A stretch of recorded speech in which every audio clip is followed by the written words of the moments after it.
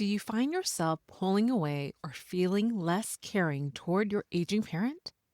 Do you feel so emotionally drained that you have little to nothing left to give to your family, let alone yourself? You might be experiencing something called compassion fatigue, and it's more common in sandwich generation caregivers than you think.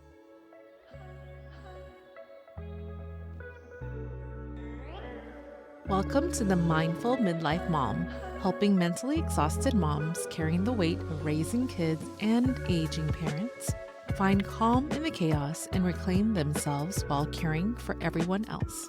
I'm your host, Valerie, a mom of two living with my mom part-time as we take care of my aging father. I am also a mindfulness enthusiast, navigating the crazy life changes of midlife. In today's episode, you'll discover the difference between regular burnout and compassion fatigue and why understanding this distinction matters. You'll learn why sandwich generation caregivers are uniquely vulnerable to compassion fatigue, discover what that looks like, and learn ways to refill your emotional cup. And you'll practice an affirmation that helps you love deeply while protecting your emotional well-being. Because caring for everyone else doesn't mean you have to empty yourself completely. Let's dive in. There's a particular kind of exhaustion that comes from caring for everyone else's needs while absorbing their emotional distress. It's not just being tired from a busy schedule, it's feeling emotionally drained in a way that rest doesn't fix. Maybe you find yourself carrying your teenager's anxiety about their future in your chest long after they've gone to bed. Maybe you absorbed your aging parents' fear about their declining health and it sits heavy in your stomach for days. Maybe you feel like you're constantly on high alert for everyone else's emotional needs while your own emotional tank runs completely empty. This emotional depletion has a name, and it's not just in your head. It's called compassion fatigue. And while it's often discussed in relation to healthcare workers and first responders, family caregivers, especially those in the sandwich generation, experience it too. When you're constantly giving emotional support to multiple generations, when you're witnessing suffering you can't fix, when you're absorbing everyone else's distress while trying to hold your own life together, your emotional system can become overwhelmed to a point of depletion. Your emotional cup is running on empty, yet the demands to keep pouring never stop.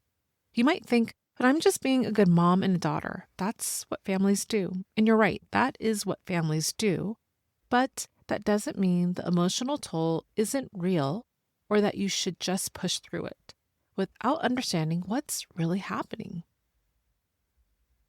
I'll give you an example of how I recognize this in my own life. When I make breakfast for my kids, it feels like regular mom duties, supportive, nurturing, but routine. But when I make my dad's breakfast and help feed him because his neurological disease has affected his mobility, it brings a wave of sadness and awareness of his declining health. Both involve the same basic responsibilities of providing a meal, but one carries an emotional tax that the other doesn't. When you're caring for your children, you're generally supporting their growth and potential. When you're caring for an aging parent, you're often witnessing decline and loss. It adds emotional weight that regular parenting duties just don't carry. You're not just managing more tasks, you're processing more trauma, more grief, more helplessness.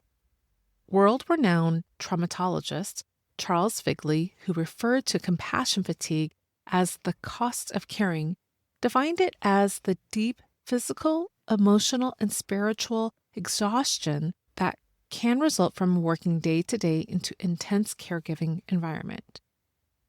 Although compassion fatigue was first recognized in the 1960s with soldiers returning from war, then in nurses and first responders, it's now being recognized in family caregivers in the sandwich generation as well. According to Debbie Stowen, a social worker whose article was published by the NIH, Compassion can be described as, I want to relieve your suffering. With compassion fatigue, she explains, the caring feeling and acts of compassion decline, replaced by outwardly impressive detachment. The person becomes more task-focused and less emotion-focused and may increasingly pull away from others, becoming socially isolated. You might find yourself feeling robotic, going through the motions of caregiving without feeling present. You might feel detached from your own emotions or like you're watching your life happen from the outside. You might feel invisible, like your needs don't matter, or that you've disappeared into someone else's problems. I want to be clear, I'm not diagnosing anything here, but I want to share some of the signs you might notice if compassion fatigue is affecting you. I'll give you an example that I noticed when I started to take care of my dad. The activities that used to light me up, like spending time with my family and my friends, going out on girls' night outs, these things brought me joy. But once I started taking care of my dad, these type of activities weren't enough anymore. I could feel myself withdrawing, pulling away from what used to light me up. I could imagine what my emotional cup looked like during this time. I was doing my best to fill it up by the normal way I used to, but it was draining out quickly through these poked holes of emotional moments that I would have with my dad after taking care of him. So what do experts recommend to help with compassion fatigue? Self-care practices and taking care of your emotional well-being. Exactly what you're doing right now, listening to this podcast. It's why I created this podcast in the first place. This is like a sanctuary for moms living in the sandwich generation. Because what we're dealing with isn't just overall burnout from family responsibilities or work. Compassion fatigue is unique because the stressful moments you encounter while caring for an aging parent can poke those tiny little holes in your emotional cup, like how I described earlier. These moments add up, making your full cup drain so much faster than it used to.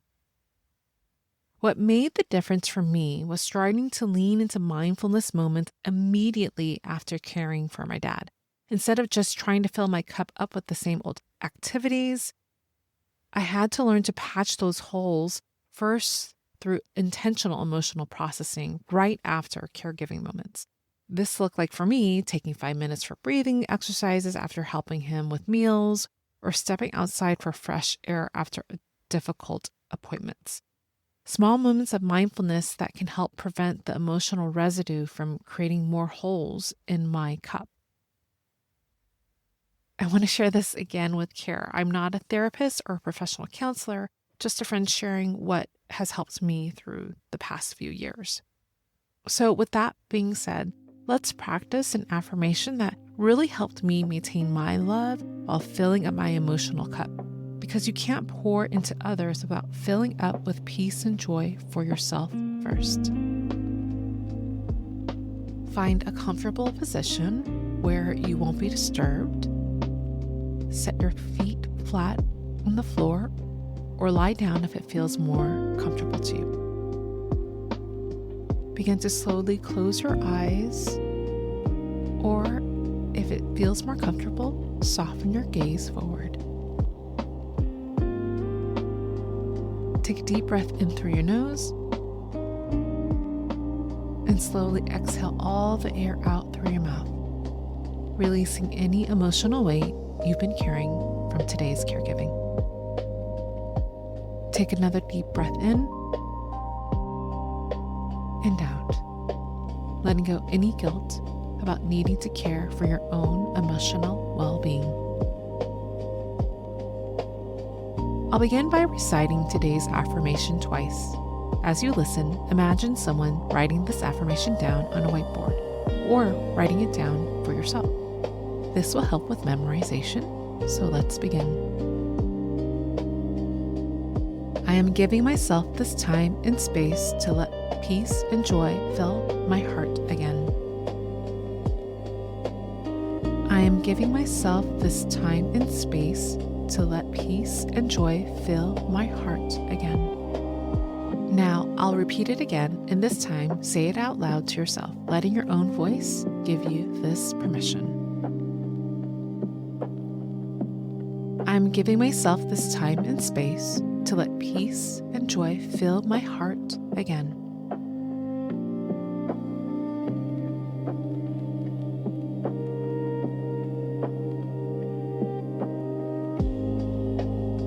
One more time. I'm giving myself this time and space to let peace and joy fill my heart again.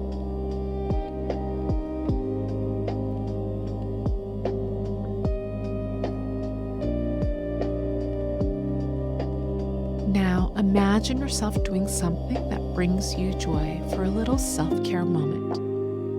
Picture a person, an animal, a place that genuinely makes you feel warm and content inside. Or imagine a place that makes you feel at peace. Look around you, smell the air, take a deep breath in and out. Imagine this sight with the person or with your favorite animal. Imagine this picture in your head that gives you joy and peace. I'll give you a moment to let this picture come to life.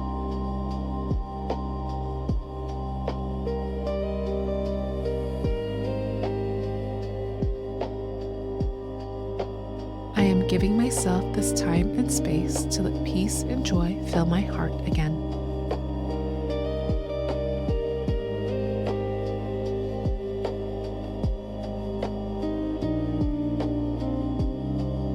I'll repeat the affirmation one last time to let this truth settle into your heart. I am giving myself this time and space to let peace and joy fill my heart again.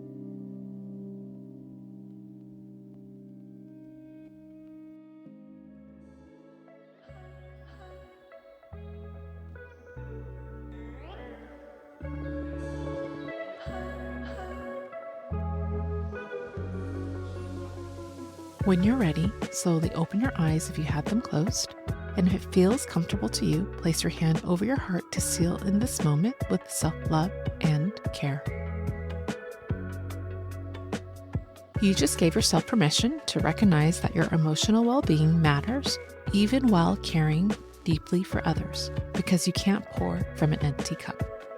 And if you need quick ways to refill your emotional reserves, especially right after an intense caregiving moment, try stepping outside for fresh air or taking a walk after visiting your parent or helping them with difficult tasks. Physical movement helps also by processing the emotional residue that caregiving can leave in your body.